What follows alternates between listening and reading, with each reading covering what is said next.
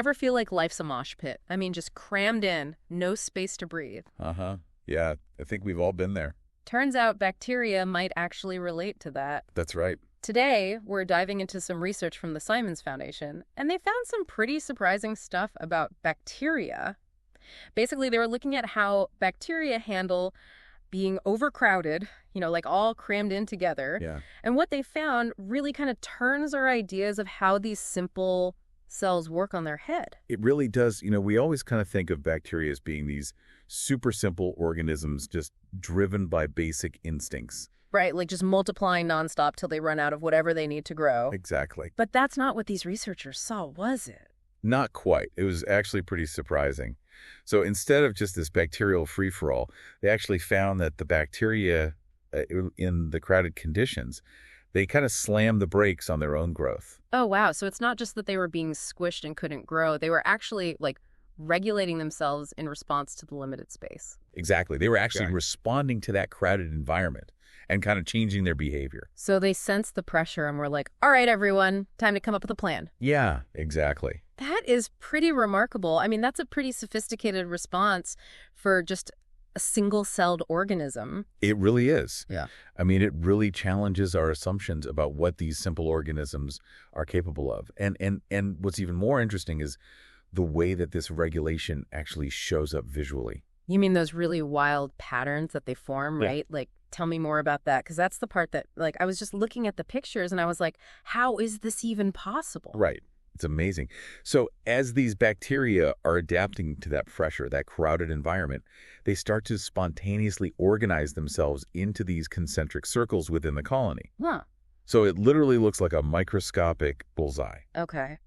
with each ring representing a different level of stress that's being experienced by the cells. So they're creating a stress map right there in the petri dish. We can just see it under the microscope. That's wild. But how did the researchers figure this out? What did they actually do? What, scientific detective work had to happen to uncover this behavior? Well, they used two different approaches and kind of combined the results. So they used what's called particle simulations, and they combined that with a continuum model. Okay. So imagine you're trying to understand how a school of fish moves. Right? Okay, I'm picturing it. If you were using a particle simulation, you would basically track every single fish, every single individual. Its vision, its speed, its direction, all of that. In this case, each particle represents a single bacterium. Okay. And the simulation can actually capture how it's interacting with its little neighbors. Oh, cool. Now, the continuum model is different. It's kind of like if you zoomed out and looked at the entire school of fish as one single flowing unit.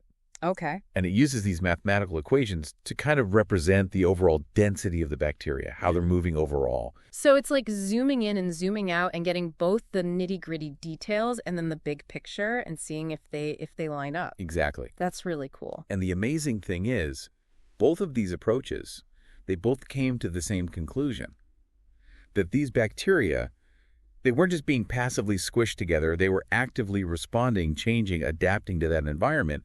They were adjusting how they were growing. Right. And that act of regulation, that's really what's so groundbreaking here. Yeah, that makes sense. But let's pause for a second, because I think it's fair for someone to be listening to this and be like, okay, but who cares?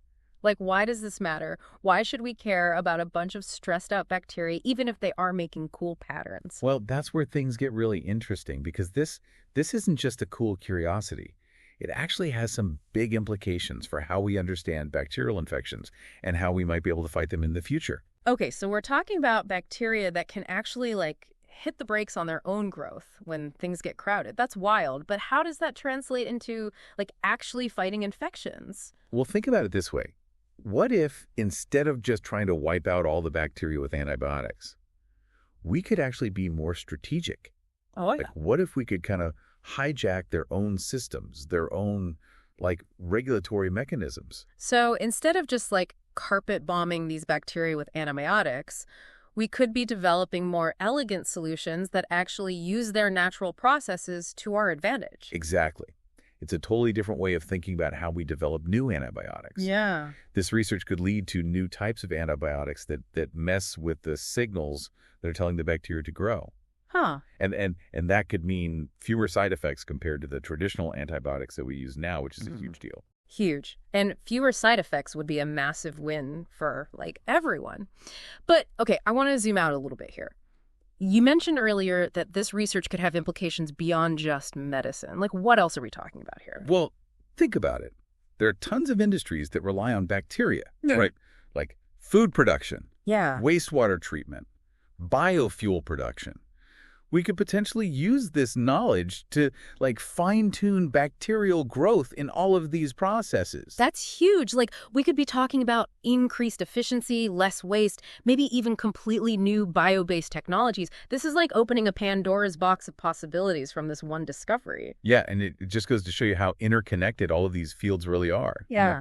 You wouldn't necessarily think that bacteria in a petri dish would be related to biofuels, but here we are. And it gets even more interesting when we start to think about what this means for other organisms. I mean, even humans. Right. The beyond bacteria question. Exactly. Is it too much of a stretch to think that, like, our cells might have similar ways of regulating themselves? I don't think so. I mean, obviously, human cells are way more complex than bacteria, but the basic ways that cells sense their environment and respond to it, those are often the same across different life forms. So are you saying that there's a chance that we might find these, like, stress maps or these growth regulation patterns in our own tissues? It's possible. Yeah. And that's what's so exciting about this research. It's like it's giving us this whole new way of looking at how cells behave. It could lead scientists to look for these kinds of patterns in human development, tissue regeneration, maybe even diseases like cancer. Oh, wow. Now that you mention cancer, it makes you think. Like, uncontrolled cell growth, that's a hallmark of cancer, right? So could we use this new understanding of how cells regulate themselves to maybe develop new cancer treatments? It's definitely a possibility. Yeah. But it's important to remember that this research is still pretty new. We're just starting to scratch the surface. But the potential is definitely there. This could change how we understand cells completely, from the simplest bacteria to us. That's incredible. This is why I love doing these deep dives. We started with bacteria in a crowded petri dish, and now we're talking about the future of medicine and beyond. That's the beauty of science, right? Yeah. The most unexpected discoveries can lead to the most amazing places. It really makes you wonder, like, what other secrets are hiding in these tiny organisms that we haven't even thought to look for yet. As we're wrapping up this deep dive, what would you say is, like, the biggest takeaway for our listeners today? Like, what's the one thing you really want them to remember from all of this? I think the most important thing to remember is that cells, even simple ones like bacteria, they're way more adaptable than we often give them credit for. They're not just, passively floating around. They're actively responding to their environment, even when things get tough. And that little detail, that could completely change how we approach so many different fields. Totally. I mean, we've seen how this new understanding of how bacteria behave could change how we develop antibiotics, how we approach industrial processes, and then the fact that it could even help us unlock some mysteries about human health. I mean, that's mind-blowing to me. It really shows you how connected everything is. Yeah. What we learn from even the simplest life forms can teach us so much about the bigger picture. Absolutely. So to wrap things up here, I want to leave our listeners with something to think about. What's one question that this research sparked for you, something that you're still thinking about even after all of this? That's a great question. The one that keeps coming back to me is, if bacteria, with how simple they are, if they can adapt this well, what else is out there? What other amazing things are cells doing that we haven't even discovered yet? Like, what other surprises are waiting for us that could totally change how we view life itself? Wow. Yeah, that's definitely something to think about. It reminds us that we're really just starting to understand the natural world. Well, a huge thank you to our expert for taking us on this incredible journey into the world of stressed out cells. And to all our listeners, until next time, stay curious.